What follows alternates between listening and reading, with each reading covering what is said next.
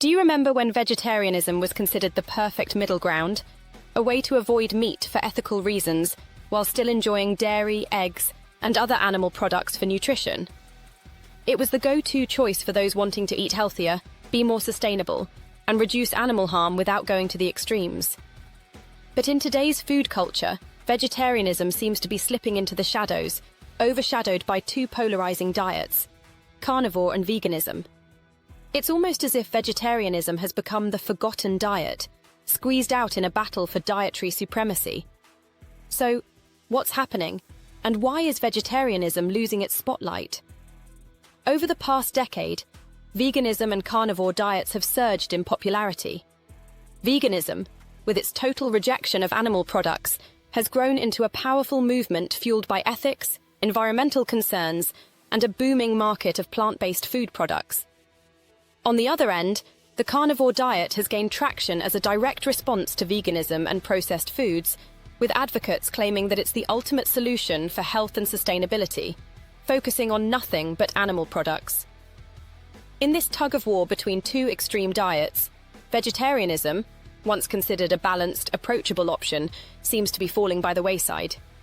People are either fully committing to a plant-based lifestyle or diving into an all-meat diet, while vegetarianism, by comparison, feels like a relic of the past, lacking the same cultural momentum. So, why is vegetarianism losing ground in today's food scene? One significant reason is that both veganism and carnivore diets offer clearer, more defined ideologies. Veganism presents a strong ethical stance against animal exploitation, with a clear argument for not consuming any animal products. On the other hand, the carnivore diet advocates for a return to nature, claiming that humans thrive on animal-based foods and that many plant foods are harmful to human health. Vegetarianism, however, occupies a middle ground and lacks the same ideological clarity.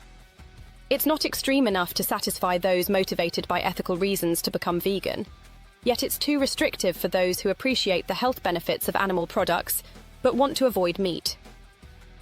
As a result, vegetarianism often appears as a compromise, a diet that doesn't fully satisfy either side of the debate. There has also been a noticeable ideological shift in how people approach diets. A few years ago, vegetarianism was seen as a practical way to reduce meat consumption while still benefiting from animal products like dairy and eggs. But today, those who care deeply about the environment and animal rights are more likely to turn to veganism, where they can take a full stand against animal exploitation. In this context, vegetarianism is often seen as an incomplete solution, almost like a halfway point for those not fully committed to the cause.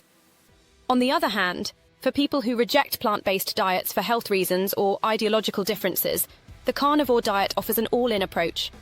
Carnivores often view vegetarianism as weak or ineffective because it still includes plant foods that they believe are problematic for human health. As a result, the middle ground that vegetarianism once occupied is now eroded, as people seek certainty in their dietary choices, whether that's a fully plant-based or a fully animal-based diet.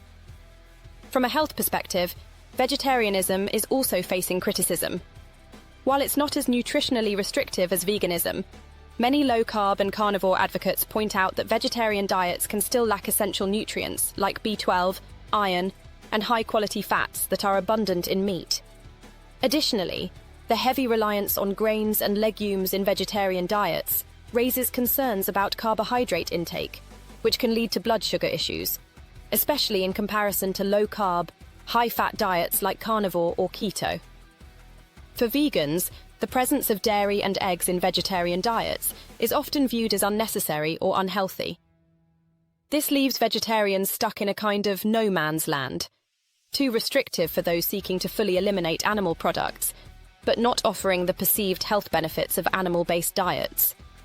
As a result, more people are gravitating toward diets they believe will offer better health outcomes, and vegetarianism is losing its appeal compared to its more extreme counterparts.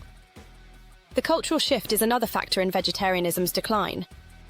Veganism has become a trendy lifestyle in the media, with countless documentaries, celebrities, and influencers promoting it as the future of food.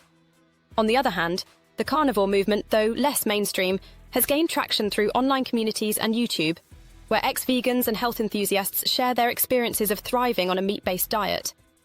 Vegetarianism, however, just isn't getting the same attention. There's no major cultural movement or trendy push driving people toward it.